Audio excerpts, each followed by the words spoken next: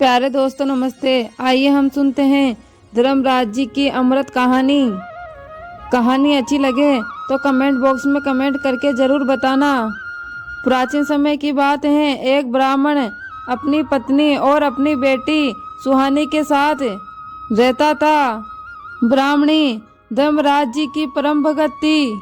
उसने धर्मराज जी की कथा कहानी कहने का नियम ले रखा था। वो रोज धर्मराज जी की कथा सुनती थी। सुहानी ने माँ को ऐसा करते हुए देखा तो उसके मन में भी धर्मराज जी के प्रति आस्था उत्पन्न हुई। उसने भी अपनी माँ से कहा, मैं भी धर्मराज जी की कथा कहने का नियम लूंगी। बेटी की यह बात सुनकर माँ बहुत खुश हुई, लेकिन उसने कहा, जब तुम बड़ी हो जाओगी तब तुम्हारा विवाह हो जाएगा और तुम्हें ससुराल जाना होगा। हो सकता है तुम अपने ससुराल इस नियम का पालन ठीक से ना कर पाए, तब तुझे धर्मराज जी का दोष लगेगा।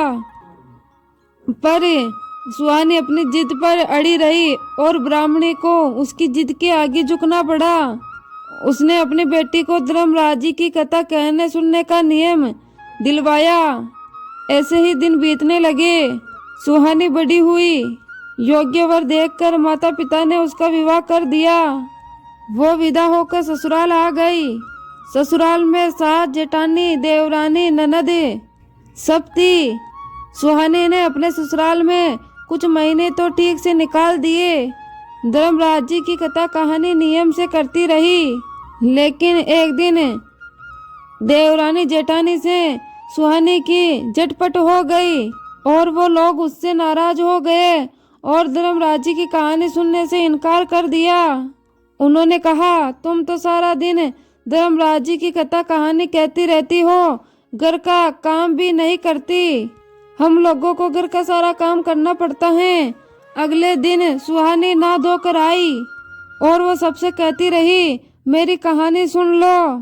मगर सबने उसकी कहानी सुनने से इनकार कर दिया और उल्टे उसी पर इल्जाम लगाने लगे कि घर के काम से बचने के लिए तुम बहाना बनाती हो।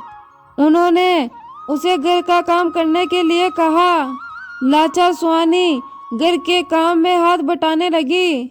इस कारण उसका कथा कहने का नियम पूरा नहीं हो पाया। इसी काम में उसने भोजन भी नहीं किया। 3 दिन बीत गए। भूखी प्यास काम करती रही, पर किसी भी परिवार वालों को उसके प्रति प्रेम भाव प्रकट नहीं हुआ। एक रात जब वो सो रही थी, तब उसके सपने में धर्मराज जी आए। उसने सुहानी से पूछा, तूने अपने नियम का पालन क्यों नहीं किया? सुहानी ने उन्हें सारी बातें बताई। धर्मराज जी ने उसे पूजा घर में जाने को कहा। सुहानी ने वैसा ही किया।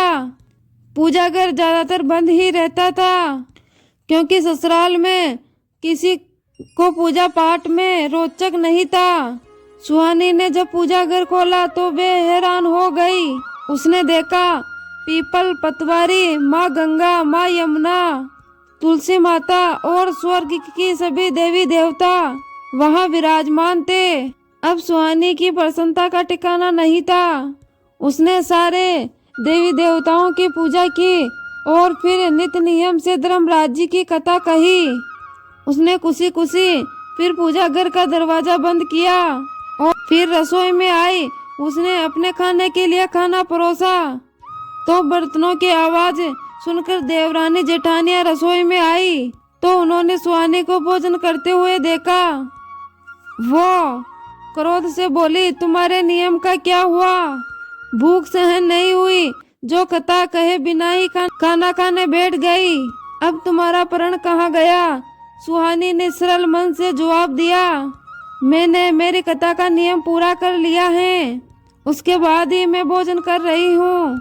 उन लोगों ने कहा, हमने तो तेरी कथा नहीं सुनी, फिर तूने अपना नियम पूरा कैसे कर लिया? सुहानी बोली, सारे देवी देवता पूजा घर में विराजमान हैं। मैंने उनकी पूजा करके उन्हीं को कथा कहानी सुना दी। सास, जेठानी, देवरानी और ननद को उसकी बात पर भरोसा नहीं हुआ। मुझे भी तो दिखाओ, कहाँ है तुम्हारे देवी देवता? सुहानी सबको लेकर पूजा घर में आई। जब उसने द्वार खोला तो वहाँ कोई नहीं था, सभी देवी देवता गायब हो गए थे। तब सुहानी ने आंखें बंद करके धर्मराज जी का ध्यान किया और कहा, यदि मेरी श्रद्धा सच्ची है तो आप सब दर्शन दीजिए, मेरे घर वाले भी आपके दर्शन करना चाहते हैं। उसके इतना कहते ही फिर से सभी देवी देवता वहां प्रकट हो गए। सास, देवरानी, जेठानी या ननद आश्चर्य से चकित हो गए। उन्होंने देवताओं के दर्शन किए और हाथ जोड़कर माफी मांगी।